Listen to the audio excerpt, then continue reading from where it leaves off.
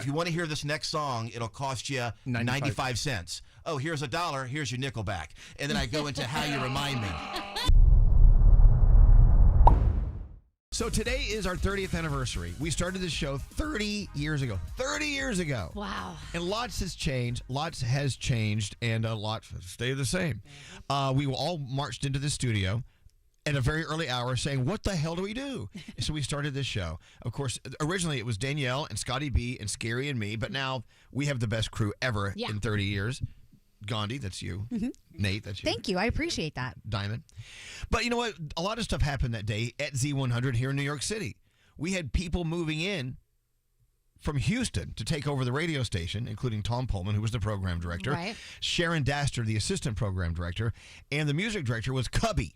Yeah. Cubby, I moved from the afternoon show at Z100 to mornings, and you took over my afternoon show. Correct. My first day on the air was your first morning show. And wasn't there a controversy about when the show started? But I'm telling you, it was today. I believe you. April 22nd, 1996. Don't beat the furniture. Yeah. And I walked in, and you were doing your first show, and I wasn't quite the afternoon guy yet. I was the night guy at the time. Oh. But little did I know I was going to be taking over your shift eventually. They didn't know what they were going to do with afternoons. Remember Joe Mater was on for a while? I have no idea.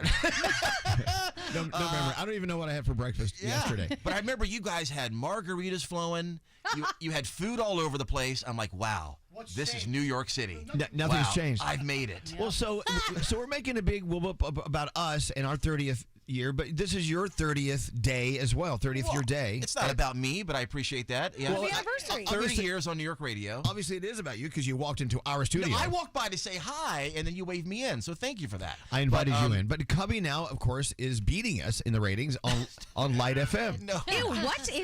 No, We're not. no. Get out of here. Yeah, they not are. Really. It they depends. are. He actually publishes his ratings on Instagram. You I dance did on that grapes? one time, by the way, and I feel guilty. About 3 years ago, I posted about that. You did the other day. I saw it. I did not. Yes, you did. Maybe on my story I did, but that doesn't count. Send him away. No, there's a post, there's a story. No, but see, we were talking about 30 years ago, and I came to Z100 40 years ago, and I never thought I would be in New York City. Correct. So you walked into Z100 in New York City that first day, changed your life. Well, did it keep not? in mind, we had a lot to do, guys. I mean, we're bottom of the barrel. Yep. And you were the morning show savior. And then the music cycle came our way because, Z100 was pretty alternative at the time.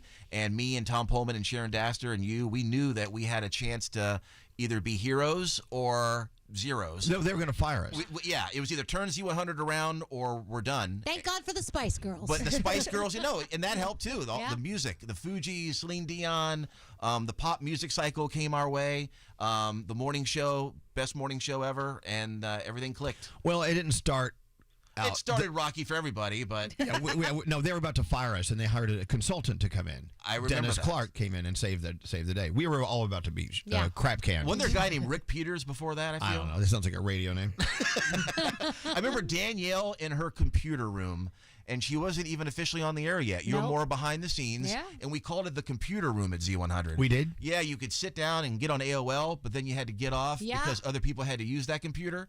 It was called the computer room. It was actually the phone line coming into the radio station. It was the Z100 Cyber Center. That's right, the Cyber Center.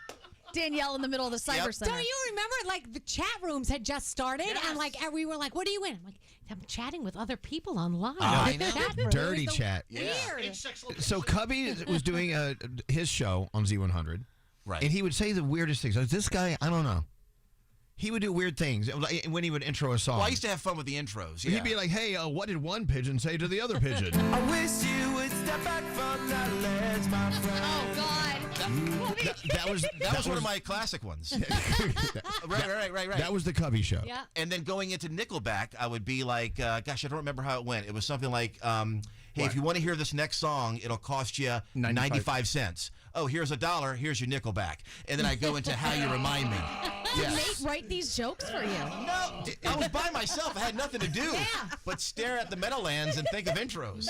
It took us a while to get ratings. All because of me? No, because of us. We had a bad morning show and an awful night show.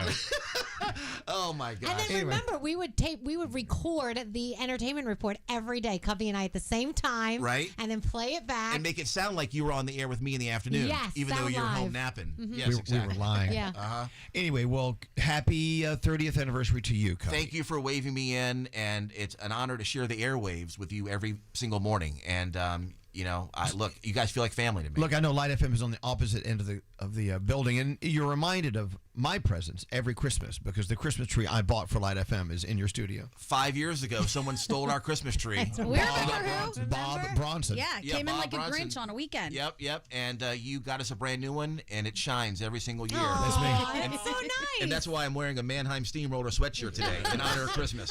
You're so weird. Get out of here. All right, love you guys. Happy anniversary to you. Happy anniversry to you, Cubby. 30 years. 30 years. Lite FM every Christmas. The Christmas hits with Cubby. Absolutely. There you go. He's a real one. He Oh, is. we Yeah, I love like it. Cubby. Are you kidding me? We used to torture Cubby, I still try to. and it works. Yeah, it does. What? So we landed from Houston, and I picked him up at the airport. It was like a Saturday afternoon. He goes, anything good to eat around here? And we were driving around Secaucus, and I took him to Burger King, and we had lunch. Burger King was the only thing I could come up with. But that was In Secaucus, you had Burger Stop. It was underneath the radio Yeah. station. yeah, I should have taken Burger him Stop. The sign said we put the urge in burger. It's no longer there. Yeah.